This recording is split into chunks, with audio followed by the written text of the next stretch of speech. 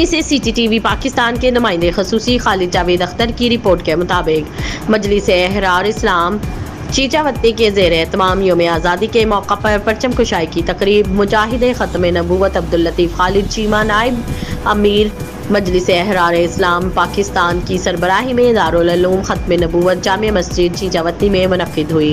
तकरीब की इब्तिदा तिलावत कुरान पाक और नातिया कलाम से हुई। बाद अज़ा परचम कुशाई और कौमी तराना पढ़ा गया। मारूफ समाजी शख्सियत शेख अब्दुल गनी, अहले हदीस रहनुमा मौलाना अब्दुल गफ्फार, शायर व अदीब इकरामुल हक सरशार मौलाना मंजूर अहमद, हकीम हाफिज़ मोहम्मद कासिम, हाफिज़ एहसन मंसूर, कारी मोहम्मद सदीद ने अपने ख़यालात का इजहार करते हुए कहा कि मुल्क पाकिस्तान बड़ी कुर्बानियों के बाद हासिल किया गया। बहुत से गुमनाम शहदा का खून इसकी बुनियादों में भरा गया। 76 साल हो गए हैं इस आज़ादी को हासिल किए हुए, लेकिन हम आज भी जिस मकसद के लिए मुल्क हासिल करना था इसको नहीं पा सके। हम आज भी अपनी मंजिल से कोसों दूर है।